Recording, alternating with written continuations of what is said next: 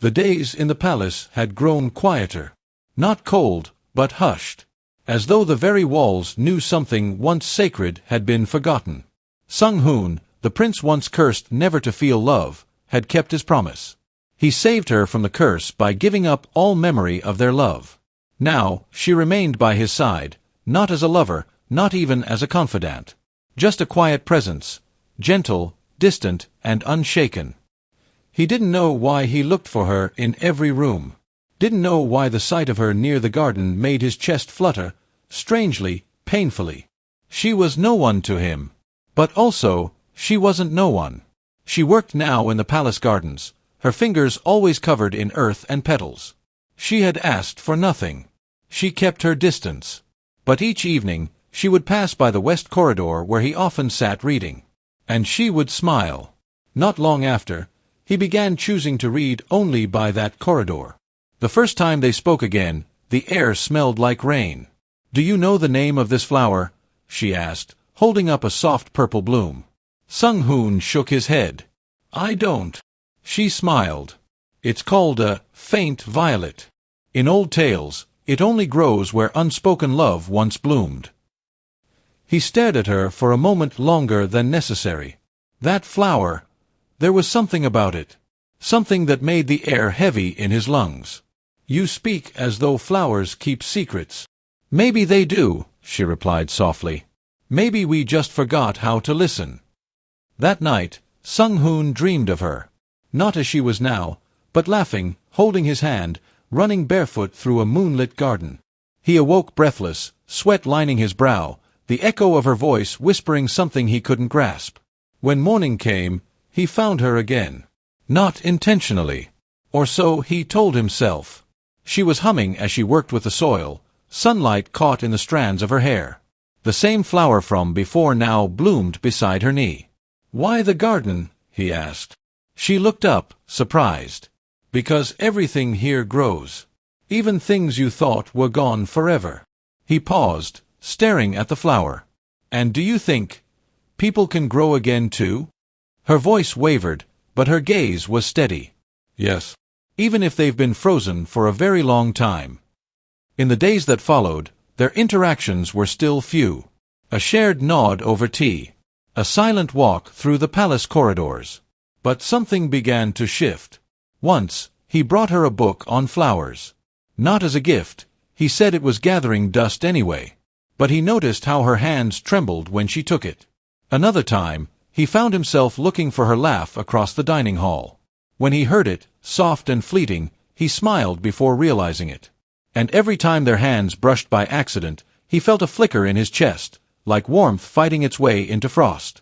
One late afternoon, he stood by the balcony, watching her below as she gently blew away petals that had fallen on the stone path. She didn't know he was watching. She laughed softly to herself, dancing for a heartbeat in the breeze as if the world had momentarily let go of all pain. Sunghoon's breath caught. He didn't understand it, but for a second, it felt like he had lost her before, and was now being gifted this moment again. He whispered to the wind, "Who are you to me?" The curse still lingered inside him like an invisible chain. But with each passing day, it pulled a little less. Weakened by something small. Something quiet. Something that looked like her smile. Sounded like her voice. Felt like the beginning of something he used to believe he'd never feel again. And though he did not yet remember their love, he was falling in love with her all over again. There was a stillness in the palace that evening. Not the usual kind that comes with sleep or dusk, but a hush, like the world was waiting for something to be said, or felt, or remembered. Sunghoon stood near the stone balcony again, a book in his hand that he wasn't reading. Below, in the soft golden wash of twilight, she was kneeling near the herb beds, coaxing life out of forgotten soil. He couldn't stop watching her. The way she tucked a strand of hair behind her ear, how she tilted her head to listen when the wind whispered through the trees. There was something familiar in her movements, something sacred, something he didn't dare speak aloud. He didn't know why his heart tightened when he saw her fingers stained with dirt, or why he wanted to tell her to rest, to sit, to let someone else carry the weight for once. But the words never came. So instead, he stayed in the shadows and watched over her in silence. The next morning, she found a basket by her door. Inside, a pair of new gardening gloves, herbal salves for sore fingers, and a folded note in careful, elegant handwriting. You shouldn't work until your hands bleed. S. She smiled when she read it, half sorrow, half wonder. He didn't remember her, but somehow, he still cared. That day, they crossed paths again near the courtyard pond. A low mist clung to the ground, curling around their ankles like memory itself. She bowed politely, ready to keep walking. But he stopped her. "Are you all right?" he asked, frowning. "You weren't at the gardens this morning." "I was late," she said softly. "I stayed up watching the stars." There was a pause. He looked at her strangely. "Do they still make you cry?" The words fell from his lips before he understood them. Her eyes widened. "I don't know why I said that," he muttered, stepping back. She smiled sadly. "Maybe something inside you remembers." Later that evening, a noble from the court brushed past her too closely, spilling her basket and muttering carelessly under his breath. She apologized, crouching to gather the scattered petals and vials, her hands shaking slightly. From across the hall, Sunghoon's voice echoed, sharp, commanding. "Watch your steps when you pass through here." The noble froze, startled. "I didn't mean. I didn't ask if you meant to." His tone cut like ice. Sunghoon didn't approach her afterward. He simply left. But that night, a small wrapped paper was tucked into her book, dried lavender with a ribbon around it. "For your nerves. Some people are not worth your fear." She traced his handwriting with trembling fingers, her eyes stinging. One night, as they walked together through the palace gardens in silence, she stopped to look up at the stars. He paused beside her. "What do you see?" he asked. She smiled faintly. "Something beautiful that's too far away." He was quiet for a moment, then replied, "Maybe it's not as far as it seems." The way he said it, soft, careful, as if his soul had spoken before his mind, left her breathless. And slowly, almost painfully, the space between them began to close. Not with declarations, not with touches, but with the steady gravity of two hearts orbiting one another again. She never pushed. He never asked why she was always there. But he began waiting for her steps in the morning. And she began walking slower, so he'd catch up. One evening, after a light rain, she slipped on the marble stair and fell hard on her wrist. Within seconds, he was at her side, his breathing uneven, panic flickering behind his eyes. "You're hurt," he whispered, his hand hovering just above hers, unsure if he could touch. "Why didn't you call for someone?" She smiled through the pain. "I didn't think you'd come." His voice cracked as he answered, "I always would." He didn't understand this pull. Didn't understand why he felt like she was made of something fragile and familiar, like a song he used to hum but had long forgotten the lyrics to. But when he looked at her, he felt like he was remembering how to feel all over again. The palace was unusually quiet. The rain had lingered all morning, trailing down the stained glass windows in fragile streams, the sky cast in a muted gray that felt more like memory than weather. In the west corridor, Sunghoon stood still, staring at a painting he had walked past 1,000 times. It was a simple piece, an old depiction of the palace garden. But something about the way the violet tree was painted, it stirred something in him. A sensation. Not quite a thought. Not quite a memory. But her laughter, echoing softly across the colors. Elsewhere in the palace, she was alone, standing in front of the same violet tree from that painting. Its petals had only recently bloomed again, delicate, with a light perfume that made her heart ache. She gently placed a new charm at its base. A tiny ribbon tied with care. "For the love that's still somewhere in him," she whispered, "even if he doesn't know it yet." That evening, as they walked together through the misty courtyard, Sunghoon suddenly stopped. "Do you believe in fate?" he asked, voice unusually quiet. She blinked. "I used to. And now?" She hesitated. "Now, I believe in moments. Small, strange ones that repeat until you finally listen." He looked at her like she had unknowingly opened something inside him. "You keep saying things that feel like déjà vu." She didn't respond. She couldn't. Not without crumbling. That night, the dreams returned. This time, they weren't abstract.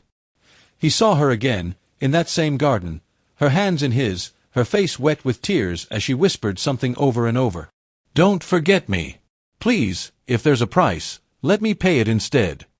He jolted awake, drenched in sweat, his heart racing like he'd outrun death itself. The echo of her voice remained in his chest like an old wound reopening. The next day, without knowing why, he found himself in the old library. He traced the spines of books like he was looking for something, but for what, he wasn't sure. Until he pulled one free and found a dried violet flower pressed between its pages. His fingers trembled as he touched it. That scent. That color. That moment. A flash. Her, his hands on her cheeks, her voice breaking as she told him goodbye. "Even if you forget, I'll love you enough for both of us." He stumbled back, gripping the edge of the shelf like it would keep him grounded. Later that day, he saw her again, kneeling by the tree, humming an old lullaby. One he didn't know he knew, but the melody wrapped around his chest like it was his. "Did you used to sing that to me?" he asked, almost breathless. She turned slowly, her eyes wide. "You remember?" "Just pieces," he whispered. "Like I've lived this moment before. Like I've loved you before." Her breath hitched. He reached out, hand hovering near her shoulder. "Why does it hurt to remember you?"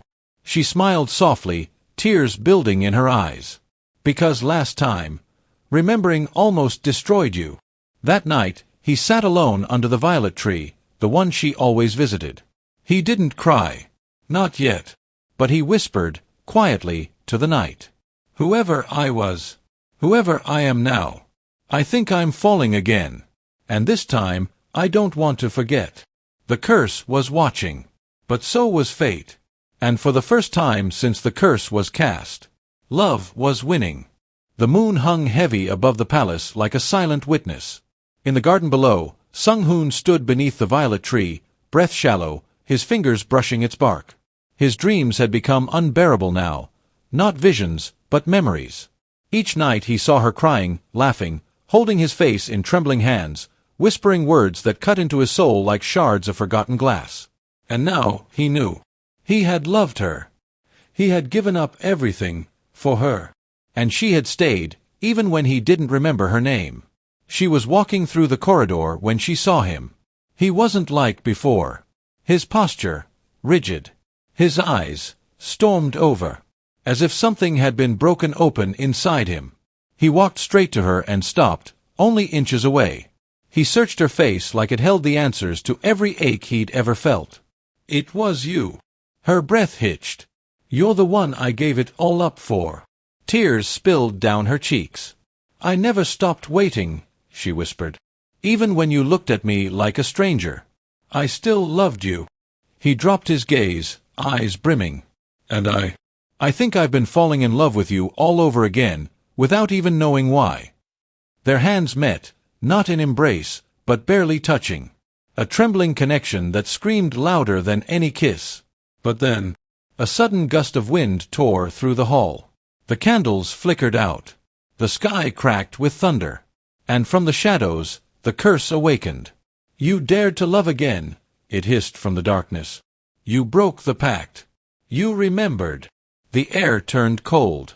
A black fog coiled around her ankles, pulling her back. "No!"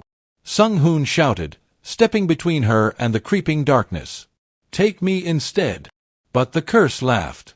"You are bound by choice." She chose to stay. And now she will pay. The fog surged forward, snatching her into its void. She cried out, reaching for him. "Sunghoon!" He fell to his knees, watching the light leave her eyes, the color drain from her face. "No. No, please." He cried. For the first time in years, he sobbed like a boy robbed of everything good. He screamed her name again and again, blood roaring in his ears. "I love her! I love her!" His voice cracked with raw agony, his fists pounding the ground. "Please, bring her back. I'll do anything. I'll break every bone in my body. Just let her live." He wasn't a prince in that moment. He was a broken man, begging, weeping, shaking. "Please," he whispered through tears. "She taught me how to feel. She stayed when I had nothing.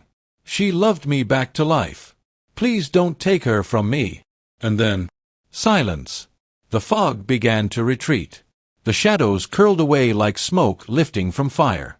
And from that darkness, a figure stepped forth. An old woman, cloaked in black. The one who had cast the curse. She stared at him, not with malice, but disbelief. I cursed you, because I believed no one could love a heart that felt nothing. I thought love was a weakness. But I have never seen anyone beg, cry, break for someone like you just did. She looked at the girl, limp in his arms, and then back at him. She stayed through your winter. You shattered for her spring. Perhaps that is enough. She raised her hand. And just like that, the curse shattered. The fog lifted. Color returned to the garden. Her eyes fluttered open. Sunghoon. He broke. He collapsed into her arms, holding her like she was his breath, his light, his everything. You came back to me, he whispered, his voice trembling. I'll never forget you again. I swear it. And she only held him tighter, whispering through her tears. Even if you do, I'll just help you fall in love with me again. She was safe. The curse was gone.